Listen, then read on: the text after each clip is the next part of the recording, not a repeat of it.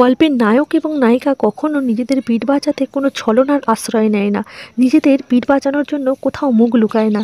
এই রকমই দাবি এই সিরিয়ালের নায়িকা ফুদার। জনপ্রিয় ধারাবাহিক শুভবিবাহ সিরিয়ালের আজকের পর্বটিতে আমরা দেখতে পাবো ফুদা সেই হসপিটালে বাচ্চাদের প্রোটেকশনের জন্য দাবি করে, বলে এইখানে বাচ্চাদের উপর খুবই গুরুত্বপূর্ণ হামলা হতে পারে। তারপরেই সেই ইঞ্জেকশনের বোতলটি যেটি পড়ে থাকে সেটি ডাক্তারবাবুকে দেখায়। ডাক্তারবাবু দেখে বলে এটি একটি মারাত্মক বিষ, এই বিষ যদি বাচ্চাদের শরীরে যায় বাচ্চাদেরকে বাঁচানো অসম্ভব।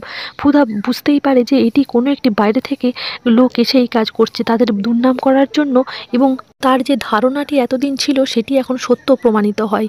এইদিকে ফেজ এসে বলে যে আপনি ঠিক আছেন তো, আর যে পালিয়ে গেল তাকে কোনো মতেই ধরা গেল না। ফুদা জিজ্ঞাসা করে তার কি মুখটা দেখতে পেয়েছেন, বলে না, সে মুখটা চাপা দিয়েছিল, সিসিটিভি ফুটেজ চেক করলে পাওয়া যাবে। কিন্তু ফুদা একমত যে তাদের মুখ এবং মাস্ক দিয়ে ঢাকা ছিল, কোনো মতেই সিসিটিভি ফুটেজে ধরা যাবে না। আর তাছাড়া তাদের যে পোশাকগুলো ছিল সেগুলোই তারা বদলে নিয়েছে, তাদেরকে কোনোভাবেই ধরা যাবে না। তবে একটা উপায় আছে, ওই যেখানে খাবার বা বিস্কুট আশ্রমে বিলি হয়েছিল সেখানে যদি সিসিটিভি ফুটেজ বা রিপোর্টারদের কাছ থেকে যদি রিপোর্টগুলো পাওয়া যায় তাহলে সেখানে ভিডিও দেখলে শনাক্ত করা যেতে পারে। যেই ভাবা সেই কাজ। এইদিকে আহত অবস্থায় যন্ত্রণায় চিৎকার করতে থাকে ফার্থক এবং ফুদার উপরে আরও আক্রমণটা তীব্র হয়, বলে ওকে আমি আর কোনো দিন ছাড়বো না।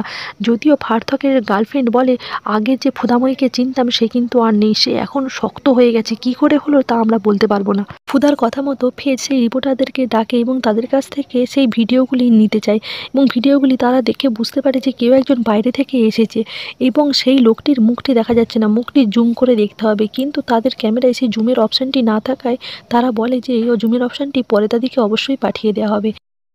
যথারীতি এই রিপোর্টারদের খবরটি পৌঁছে যায় ফার্থকের কাছে এবং সে খুবই ভয় পেয়ে যায়, বলে কোনো মতেই ওই ফুটেজ ওদের কাছে পৌঁছানো চলবে না।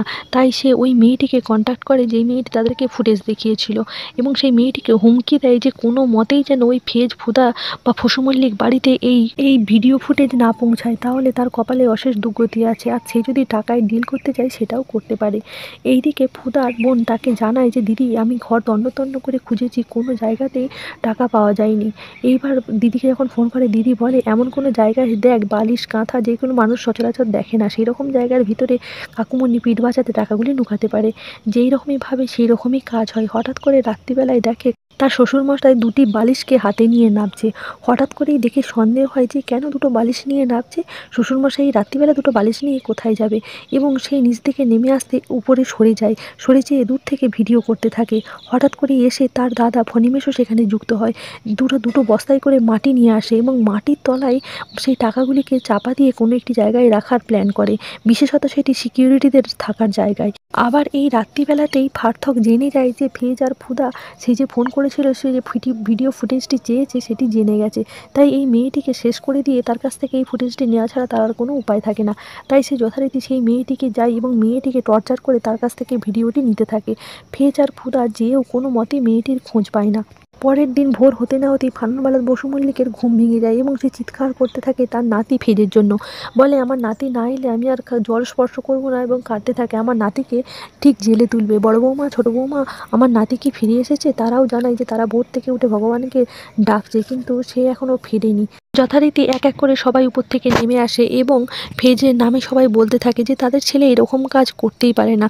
তারা যে যতই বলে নিক কিন্তু এত বড় ক্ষতি ফেজ যে সবার ভালো চায় সে কী করে করতে পারে। এবার ফেজের বাবা বলে আমার ছেলেটাকে কোনোভাবে কেউ ফাঁসিয়ে দিল, কিন্তু এর পিছনে কে আছে। এইবারই হঠাৎ করে মেজ ভাই নেমে এসে বলে কে আর ফাঁসাবে মা, এই সব কিছুর পিছনে তোমার ওই নাতি আছে, ওর জন্য তুমি আর চিন্তা করো না, যে যেমন কাজ করেছে তেমন শাস্তি পাচ্ছে। মা এবার হঠাৎ করে দাবড়ে দেয় তার মেজ ছেলেকে, বলে তোর জন্যই আজকে এই সব অবস্থা, অনেক ভরসা করেছিলাম তোর উপরে। আমার দাদুভাই জানতো চুনচুনওয়ালা লোকটি ভালো নয়, তাই সে বাতিল করে দিয়েছিল, আর তুমি আমার কানের কাছে সবসময় ওই দাদুভাই আর ওই চুনচুনওয়ালার সম্পর্কে বলে তাকে আবার কাজে লাগালে, আমি সব এতদিনে বুঝতে পেরে গেছি। তারা আবার বলে মা তুমি ভুল বুঝছো, তোমার ওই নাতি আমাদের নামে দোষ দিয়ে নিজে এই সব জাল কারবারগুলো করে বেড়াতো, আমরা তো হালকা কর্মচারী মাত্র, আমরা কি আর এত সব জানি। হঠাৎ করে এই ঘরের ভিতরে পুলিশ চলে আসে এবং পুলিশ এসেই ফেজ আর ফুদার খোঁজ করে। তারা যে বলেছিল 9টার অবধি এসে আমাদেরকে আসল অপরাধীকে ধরিয়ে দেবে, তারা কোথায়। কাকামুনি বলে ওঠে তারা পিঠ বাঁচাতে ঘর থেকে পালিয়ে গেছে, তারা এখনও ঘরে ঢোকেনি। এইসব যখনই কথা বলে তখনই চলে আসে ফুদা, এসে বলে ফেজ এবং ফুদা পিঠ বাঁচাতে কোথাও মুখ লুকায় না বা সেখান থেকে পালিয়ে যায় না, ময়দান ছেড়ে যাবার মানুষ তারা নয়, তারা এই সত্যের উদ্ঘাটন করেই ছাড়বে। এইবার তাদের নাতি আর নাত বৌমাকে বাড়ি ফিরতে দেখে ভানুরমালা বসু থেকে বাড়ির সবাই একটু আশ্বাস নেয়, জোর মন খুলে নিঃশ্বাস নেয়। দেখা যাক আগামী পর্বটিতে কিভাবে ফুদা মুখ খুলে দেয় যারা অপরাধ করেছে তাদের।